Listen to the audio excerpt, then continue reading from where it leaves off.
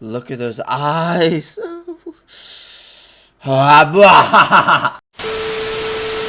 Reapers, what's good? It's your boy Laser. 𝐂𝐚𝐳𝐸 back with another scary reaction video. These on the scary content. So I continue to do that for you guys, ranking the top 5 scariest werewolves in literature. Because there's so many terrifying, blood-sucking werewolves. Oh, these are scary content. You know, scary videos, features, please like button. You subscribe, hit the notification bell icon. I also stream every night on Twitch. Go check out the streams, are fucking amazing. Let's dive straight in this video. Werewolves! We love them, don't we? And I'm not sure whether it's fair to posit the question, are you a werewolf person or are you a vampire person? Because as horror fans, we don't have to choose, do we? The truth is, similar to their cinematic counterparts, werewolves in literature have also had a bum deal when compared to the vast abundance and intricacies of vampires in literature. I mean, it's the age-old battle for a reason, right? Vampires, werewolves. However, thankfully for us, compared to their silver screen companions, werewolves of the page have seen a myriad of hidden gems, some of which may Vampires are werewolves any day, but fucking werewolves are cool as fuck though. Take you by surprise. So let's take a look, shall we? Hello horror fans, what's going on? And once again, welcome back to the Scary channel on YouTube. Top 5 scary videos. As per usual, I'll be your horror host Jack Finch, as today we curiously take a look at the top 5 scariest werewolves in literature. Roll the clip.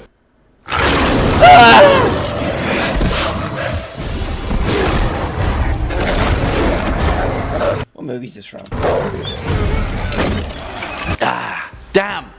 I love that movie, and for the curious amongst you, that clip was from 2004's Van Helsing, starring Hugh Jackman and Kate Beckinsale. And you know what? I don't care what anybody says, that movie was awesome. Also, it's absolutely insane how good the werewolves were in that movie. They well and truly nailed it, from both the physicality of how they moved and their primal half-man, half-wolf homogeny. So yeah, so there we have it, Van Helsing. Oh yeah, and then there's the whole Dracula thing, but you know that already. Anyway, on with the show. Kicking off at number 5, The Pack from The Pack. And yeah, because I'm not sure what else we could exactly call them. The thing is, I think it's best that we kick off this list with an otherwise undiscovered gem, because for the most part when it comes to werewolves in literature, you have to do a little digging to find anything that's worth its salt, or fur, I guess. In The Pack, written by Paul Hinton and released back in 2013, werewolves, although still depicted in their traditional form, kind of are an entirely different force of nature. If you'd like an idea as to the bones of this novel, picture 30 Days of Night but put werewolves in it, and then stick it in a small town in England. The Pack tells a tale of a fictional town called Whitchurch, tucked... What's that one story of the fucking, oh yeah, it's called The Boy Who Cried Wolf, right? Is that what it's literally called? It's a story of that kid that was like always fucking faking his, faking for help, and then one day he was like actually attacked by, was that the same one? Am I thinking of something else? Where like there was that little boy or whatever that like always, is this like the story of it where that little boy would always like fake his cries or whatever for help, and then like people from the town would actually come to help, and then the one time he actually like was being attacked by a wolf, like nobody believed him because they thought he was faking it or some shit. Wasn't there like a whole fucking lesson on that fucking crap?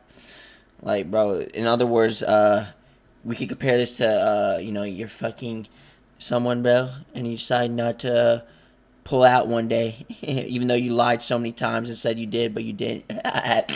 in the idyllic landscape of rural England. Sense, right? However, in this little town, it has a very bizarre history, soaked in blood and the misfortune of an ancient curse. You see, every 15 years, a vicious pack of werewolves that are genuinely terrifying in parts, may I add, are unleashed upon Whitchurch to feast upon the locals. And yeah, as you may imagine, that's exactly how this novel kicks off. Listen, I can't exactly heap a huge amount of praise on the actual technical construction of this novel, because for the most part Hinton's style is incredibly simplistic and the dialogue heavy nature of the novel is dragging in parts, but honestly the werewolves in this novel are awesome and it's worthwhile just to experience that. They're unlike pretty much every other werewolf in literature. They're like a force of nature, more akin to the vampires of 30 Days of Night than anything else. Also, werewolves bite my flesh, please.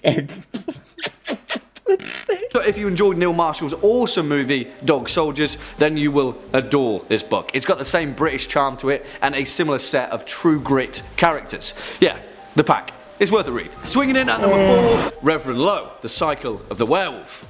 And yeah, we can't really make this list without giving reference to the main man himself, Stephen King. You see, out of all of the entries on this... Stephen King, the GOAT when it comes to movies, bro. Well, and books. Stephen King doesn't even like make the movies. He directs them though, right? Doesn't he like help with them? I don't fucking know. Stephen King's The Cycle of the Werewolf is perhaps the most traditional depiction of lycanthropy. And yeah, I'm not entirely sure how he does it, because much like with the vampires in Salem's Lot, King manages to turn such a traditional horror trope into a completely different vessel for fear. But hey, I guess that's why he's the king of horror, right? For those of you that haven't yet read The Cycle of the Werewolf, please do. It's a fantastic read. It's short enough to get through in a single sitting, and conceptually speaking, it's the definition of what being a werewolf is. Also, yes, this is the King novel that 1985's Silver Bullet. Buddies, pull your flesh off! Oh no, Pinhead! Stop getting those hooks on my ass! Bro, a fucking, this reminds me, this gives me vibes of that chimpanzee that attacked that one woman, that pet chimpanzee that decided to lash out on that woman one day. Oh my god, this is terrifying. Having your face ripped off has gotta be one of my worst fears, bro. That's probably gotta be one of the worst ways. Well, most of the time, if you get your face ripped off, you usually survive. It's just like you never will be the same again. The plastic surgery and all that shit is fucked up, but it's like, yeah. Starring Corey Haim was based upon, so if it seems familiar, that's why. Written by Stephen King and illustrated by Bernie Wrightson, The Cycle of the Werewolf is told across 12 chapters, each of them depicting a month Look at that werewolf, bro. of the calendar in the small town of Tarker's Mills, Maine. The story is told through the eyes of a 10-year-old boy, Marty Kozlaw, who is paraplegic and wheelchair bound, and also the only one in his town who knows that a ravenous werewolf is murdering people every full moon. It doesn't take him long to realize Someone sucked me off. that the werewolf is none other than Reverend Lester Lowe, the town's priest, although he himself isn't exactly aware. The thing is, the story is actually really sad, and King manages to walk a fine line between the bestial rage of the werewolf and the tragic realization of Reverend Lowe's curse. The origin of his lycanthropy is never fully explained, and that serves to hammer home the tragedy of his affliction, juxtaposed by the genuinely gut-wrenching physicalities of his killing spree. Yeah. This one is Werewolf 101. Next up at number 3, the lupine theriomorph, the Dresden Files. And yeah, something that isn't Werewolf 101 at all, because who better to completely reinvent the werewolf on several different levels than Jim Butcher himself. Now listen, you may be aware that we're big fans of the Dresden Files over here at Top 5 Scary Videos, but if you know... Damn, what the fuck? Then you know, because the theriomorphs of the Dresden Files are awesome. And also, we have to hammer down the specifics here, because there's quite a few versions of the traditional werewolf as far as Butcher is concerned, much like with his varying depictions of vampires, as is the case with the Four Courts. In the world of Harry Dresden, there are several types of werewolf. Oh! Look at these werewolves, man. Look at those glowing eyes. What the fuck? Look at these cars. Oh, look at this haunted town. Ow! Sniper Wolf, you here? Otherwise known as lupine theriomorphs. There are the classic werewolves, which function exactly as they do in Gothic literature. Terrible magic curse. Sniper Wolf. You get the drift. But then there are the Hexen wolves, a type of lichen magic that allows a person to transform into a wolf-like beast through the use of a magical talisman imbued by another user. To transform, a person makes use of a talisman which can be worn and activated, and then yeah, instant werewolf, or FBI werewolf. Usually it's a wolf hide bat, which are a pretty important resource in the world of Harry Dresden. Then there are the loups-garous, which are also incredibly similar to the classic werewolves, but instead are created by a much more powerful type of magic. But I knew this was a real test. It was about to begin. The lizard part of my brain was screaming flight or fright. Ugh. Ah, my brain. Fuck. It's a giant ass werewolf, bro. Put him in the NBA. Put this motherfucker in the NBA. And are reliant on the older adage of the silver bullet variety. The loups-garous are essentially the resulting creation if you make enemies with really powerful sorcerers. And then there are the lycanthropes, which are essentially the anamorphic feather in Butcher's werewolf cap. As depicted in Full Moon, lycanthropes are not created but born, and for all intents and purposes are perhaps the most powerful lycans in the series. However, we're irking on spoilers here, but there are a few more versions of things in Butcher's series, which, you know, is reason enough to give it a read. Coming in at number 2, the Wolfen, Warhammer 40k. Okay guys, talk about diverging from the path of classic werewolfism. Of course it had to be the staggering canon of the grim darkness of Warhammer 40k to deliver us a completely insane depiction of the stereotypical werewolf. Because what happens when you cross an ancient race of lichen men with a space marine?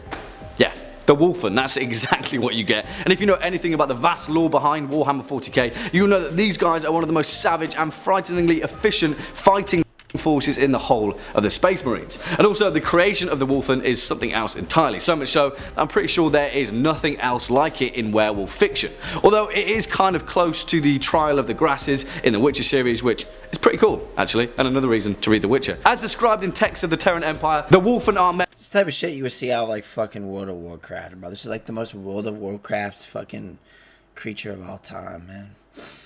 Look at those daggers, man. Oh fuck. Dagger in my pupils. members of the Space Wolves chapter who have succumbed to the curse of the Wolfen and thus transformed into savage, malformed lupine mutants. Genetically engineered creations within every Space Wolf's gene seed is a specific genetic sequence known as the Canis helix, which unleashes the acute predatory sense of a race of creatures known as Fenrisian wolves, the native species of the Wolfen's homeworld, Fenris. Yeah, exactly, because how do you get an entire army of genetically engineered and technologically superior werewolf soldiers in the Warhammer universe? You create an entire planet of them. Now obviously if you're familiar with the series you'll know— Look at those fangs, bro. Vampire fangs. Ah.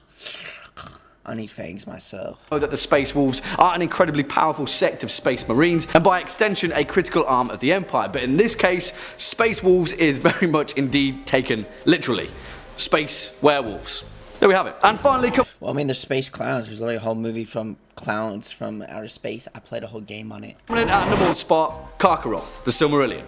Because yes, there is one werewolf that all others tremble at the very mention of, and surprisingly enough, it comes from an incredibly well-known series that isn't exactly renowned for its depiction of gothic horror tropes. J.R.R. Tolkien's legendary work of fantasy, The Lord of the Rings, was built upon by a very important side compendium, his 1977 posthumous novel, The Silmarillion, and we have that to thank for fully fleshing out Tolkien's world of Arda and the incredibly rich and in-depth lore of the First and Second Ages. In many ways, The Silmarillion is considered to be the Prose Edda or the Bible of the Lord of the Rings, and any such creation story in turn needs to have its villain.